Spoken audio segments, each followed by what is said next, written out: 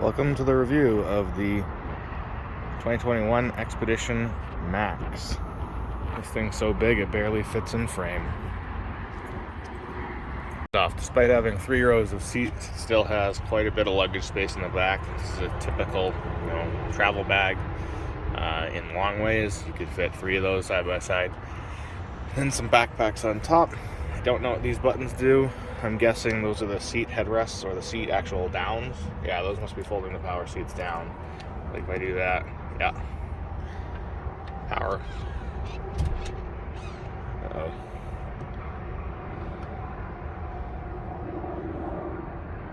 Oh, whoops. Okay. That's why. I did the middle one too.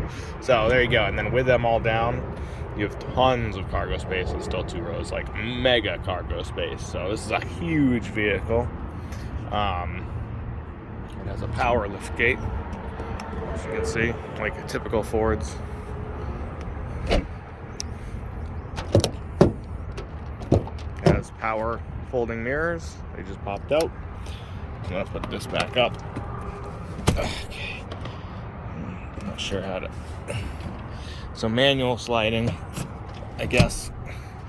I don't know if they move in and out, if they move forward automatically, like when I put it down, or if they're just off center like that. So plenty of room in the back seat. They look like weird seats. They don't look that comfortable. They're pretty hard, very hard. We didn't sit in the back seat, so I don't really have much review on them.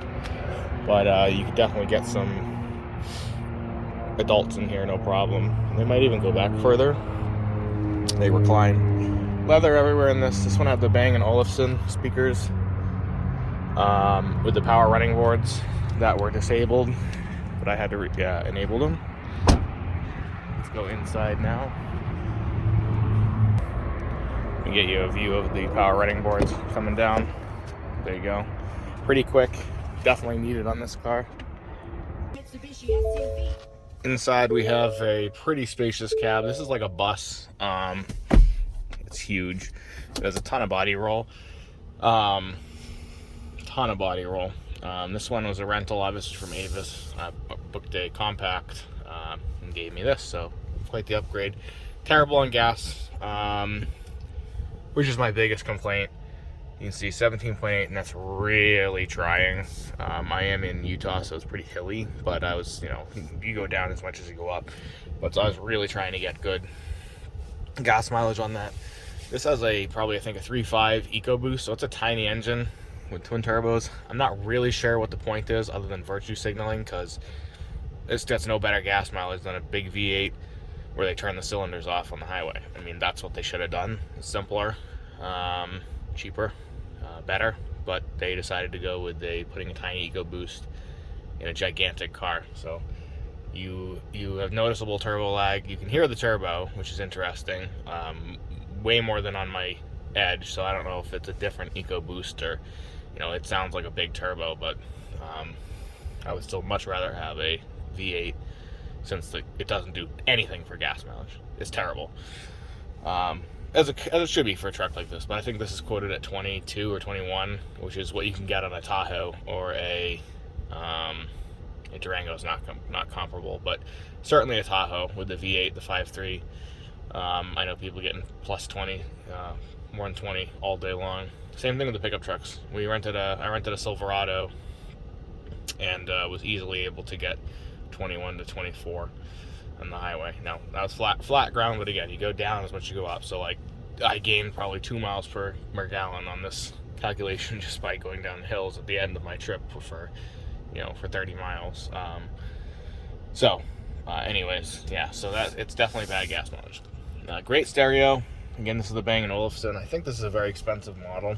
This is the Max. It might be the EL, so I don't really know what that means, but they're probably much higher trim levels. This, I think, has halogen lights, which is surprising, given an expensive car as this. They're really terrible headlights, which was, again, that was very surprising. It has wireless charging. It has USB-C, USB-A. It has a knob shifter with manual mode. Manual mode is plus minus here, which is stupid. Drive mode switches from sport, street, sand, mud, Eco. It's normally in 2-wheel drive mode. I've noticed that I have slipped a bit pulling out of sandy parking lots. So, you know, surprisingly how big the vehicle is. You can switch in 4-wheel all auto if you want to do all-wheel drive. Parking sensors off. Does a backup camera. Was not able to find a front camera. I didn't check actually the hood to see if it was a setting, but like there's no button for it like there was in my car. Heated steering wheel in this version, auto climate control, which is great.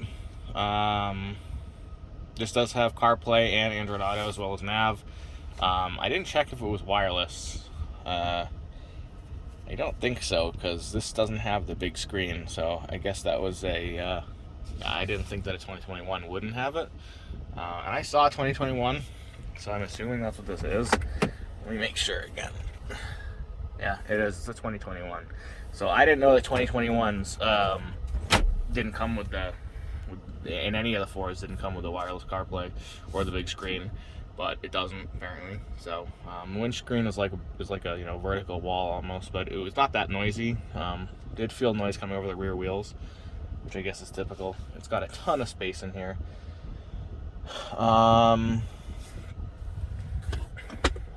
Huge center console. There's that little tray in there. It has climate control in the back, a full plug in the back, and two full plugs in the back. Rear seat controls.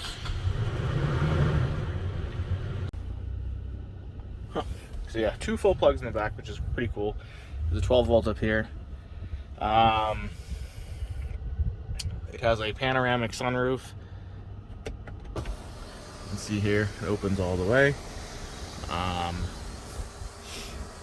What else does it have? Sunglass holder, yes. Home link, yes.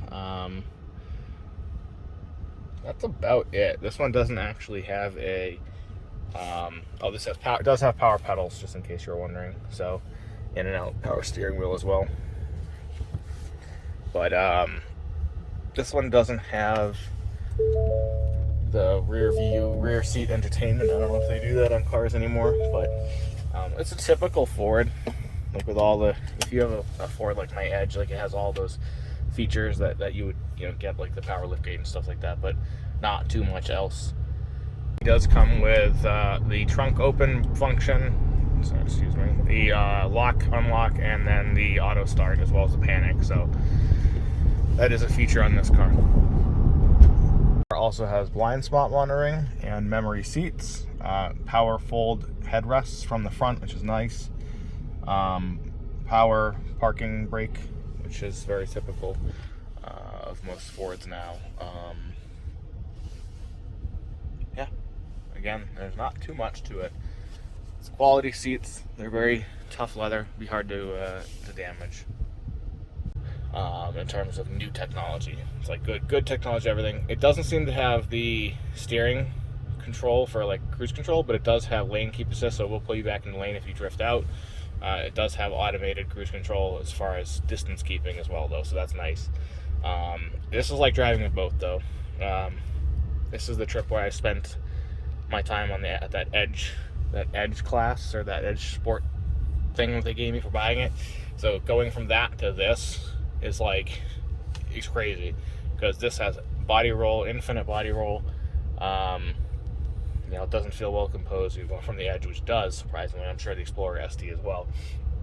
So it's definitely a change, especially in the highway, because, you know, if you make an adjustment, it's kind of like you're rolling back and forth. But I just figured I would give you a quick opinion of this. I have a sort of zero to not anything, actually. This is acceleration that I'll link in there. It was just last night that we did it right before filling up. I don't want to do it right now because I'm trying to not have to. The airport's like a couple miles away, but it does have sensor. It does have a front sensor too, so no camera, but it does have a front sensor. And I don't know why I did that, because I wasn't going to make that turn.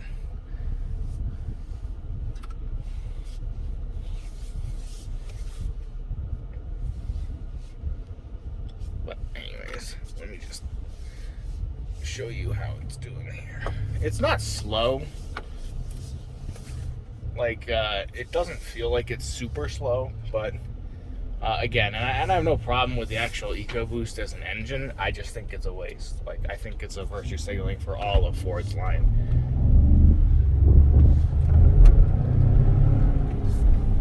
So that was to 40. It's like, it's not slow, but like I said, it's just overcomplicated for no reason, in my opinion. Because it doesn't get any better gas mileage than a regular, like the Hemi that shuts off the cylinders, or the GM that shuts off the cylinders. But other than that, it's very comfortable. We did 300 miles in this or so, and it's pretty comfortable, especially considering we were in the Edge, which is definitely track focused, so you feel every bump of the road. This way you don't as much. But it's definitely something you have to get used to for just how large this car is. But yeah, so anyways, if you have any questions, just ask in the comments. I mean, this is a very short review. I'm actually on my way to the airport, but I just figured I would give some opinions on this if you happen to be in the market for a $70,000 car, which this is. But yeah.